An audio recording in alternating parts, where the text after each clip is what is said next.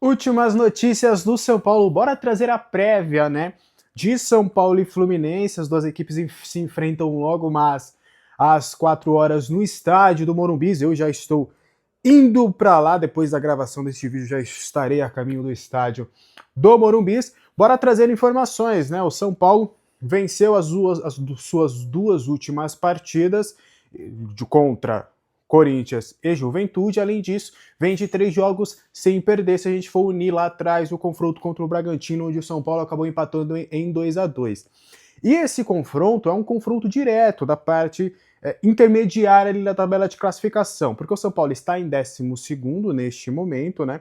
Então o São Paulo ele tem 19 pontos conquistados e o Fluminense está um pouco acima, está em 8º lugar com 20 pontos.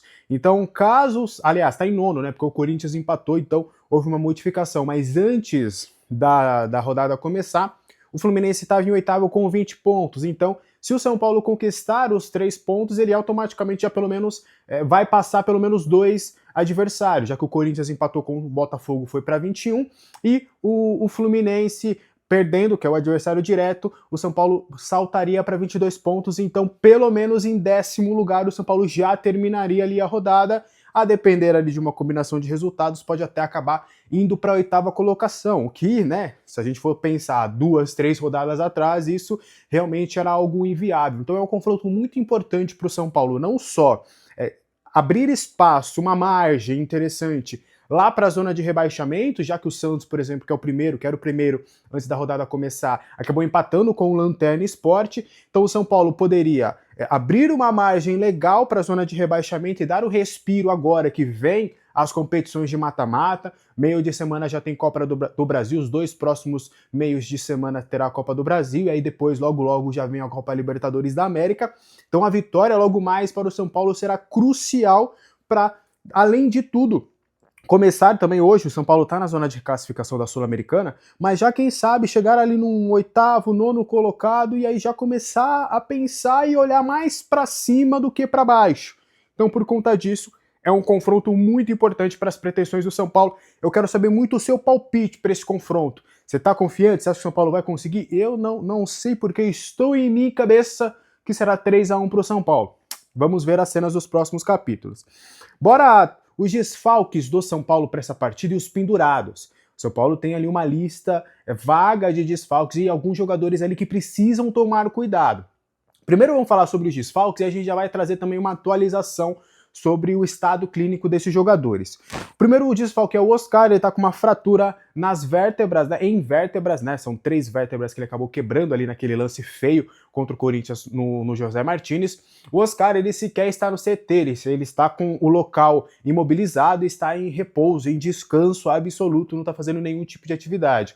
A expectativa é de, em 4 semanas, ele ter essa sua situação, a lesão, já totalmente fechada. E aí, a partir na quinta, na sexta semana, ele já começa ali a fazer alguns trabalhos realmente mais fortes, já para entrar no ritmo. Então, o retorno do Oscar ficaria de 6 a 8 semanas, mais ou menos, para ele retornar desde a lesão contra o Corinthians. Aí tem o Luca com uma lesão muscular na coxa. O Luca ali até foi para o campo no último sábado. Ele fez ali alguns trabalhos ao lado do Lucas Moura também com a fisioterapia. Então a tendência é do Luca demorar pelo menos mais 2, no máximo 3 semanas, mas acho que 2 semanas ali pro Luca, ele já deve retornar a fazer os trabalhos com o grupo, e aí poderá, quem sabe, ser uma opção para o técnico Hernan Crespo. O Luiz Gustavo com tremboembolismo pulmonar. O Luiz Gustavo, nessa semana, ele já começou a treinar com um grupo ali, ainda com uma restrição, que ele não poderia ter contato com os outros jogadores,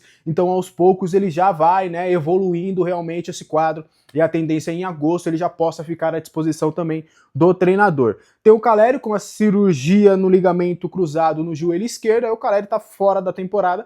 Até a gente tem ali algumas pessoas do entorno do Caleri que falam, cara, ele tá trabalhando tanto, tá evoluindo tanto, que eu não descartaria completamente ele voltar ali em novembro e dezembro. Mas vamos, né, ser um pouco mais realistas, o Caleri não conta, o São Paulo não conta com o Caleri para essa temporada. O Lucas segue o seu cronograma, né? Depois de toda aquela polêmica, de toda aquela situação. a expectativa, né, do São Paulo é dele retornar para as partidas de Libertadores, mas ainda, né, como a gente já sabe, é um caso específico, é um caso raro, é um caso mais delicado, então não vamos ficar aqui colocando prazo. Já erramos muito em colocar prazos para o retorno do Lucas Moura, vamos deixar ali o prazo indeterminado, mas a expectativa é dele retornar sim em agosto. E aí tem o Rian Francisco também, né, que teve a ruptura do ligamento cruzado anterior e lesão no menisco do joelho esquerdo. Esse aí também tá fora da temporada. A tendência é voltar lá para a reta final do Campeonato Paulista ou até no início do Brasileirão do ano que vem. Já os pendurados, uma atenção, porque o próximo jogo do São Paulo no Brasileirão é no outro domingo, às 8h30, no Beira-Rio. Então o São Paulo pode não contar com esses seguintes jogadores. Estão pendurados o goleiro Rafael, os zagueiros Alan Franco, Sabino, Arboleda e Ferrarese, os meio-campistas Pablo Maia e Bobadilha e os atacantes André Silva e também o Ferreirinha. Então, de toda essa turma, quem tomar cartão amarelo não viaja para Porto Alegre, não viaja lá para enfrentar o Internacional no Beira-Rio. Beleza?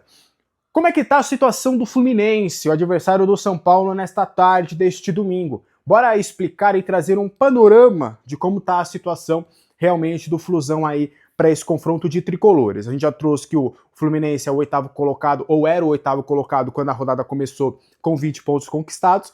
O Flu, ele foi talvez tenha sido o principal destaque, né, do futebol brasileiro na Copa do Mundo de Clubes, chegou ali à semifinal, quase que bateu uma grande decisão, e aí depois, né, que ele retorna para o Brasil, os resultados não foram tão positivos. Você tem derrota para o Palmeiras, você tem outras derrotas também para o Flamengo, então o Fluminense não tem tido bons resultados desde seu retorno ali na Copa do Mundo de Clubes. E aí uma vitória é essencial, né, para a equipe do técnico Renato Gaúcho para tentar dar uma respirada na tabela, já que já começam ali, né, os burburinhos, já começa ali uma pressão para cima do técnico Renato Gaúcho. Para essa partida específica, o Renato ele perdeu o Ignacio, que é um zagueiro que até teve destaque, né, na Copa do Mundo de Clubes, era um zagueiro importante, e aí essa saída do Ignacio pode fazer o Renato modificar o esquema.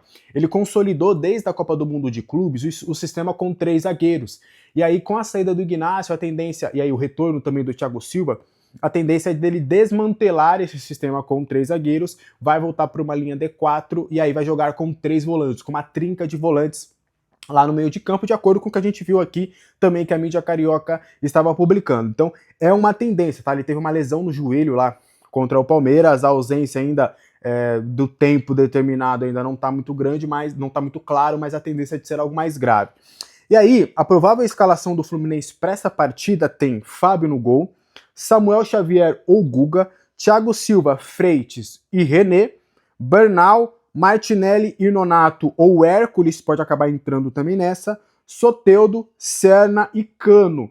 Também tem uma possibilidade do John Kennedy acabar entrando aí nesse time, ali ele tá na dúvida em relação ao Serna. Então esse é mais ou menos o panorama do Fluminense para essa partida, tá?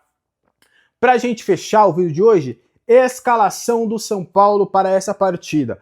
A gente vai trazer um provável time desta vez. Em algumas oportunidades a gente consegue cravar a escalação, mas dessa vez é um pouco mais complicado. Eu vou explicar depois.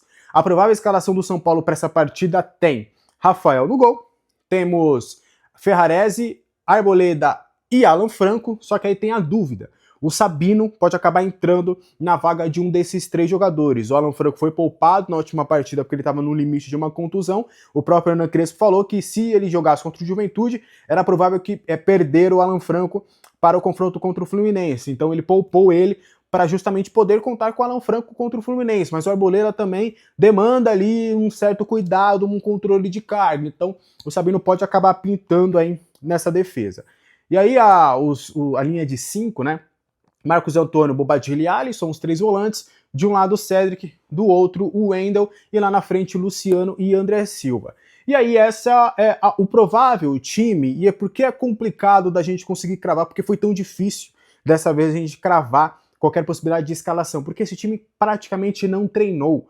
o São Paulo não fez trabalho tático neste sábado, por conta do curto espaço de tempo de um jogo para o outro. O São Paulo joga contra o Juventude na quinta-feira à noite, e aí vem de voo fretado na sexta-feira. Pô, os jogadores jogaram um jogo intenso na quinta-feira, então fizeram um trabalho regenerativo, fizeram um trabalho na parte interna, o que é natural. Sempre no dia da reapresentação do time, os jogadores, né, até por um controle de cara, porque não dá para os jogadores jogarem e no dia seguinte já meter porrada no treino.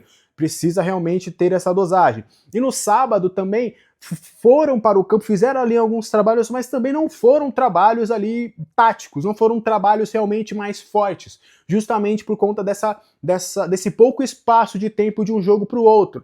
Se o Crespo apertasse ali no treinamento, os caras poderiam lesionar, os caras poderiam estourar. Então, o Crespo optou, né, até com o aval do Departamento de Fisiologia, a não dar uma forçada no treino do sábado.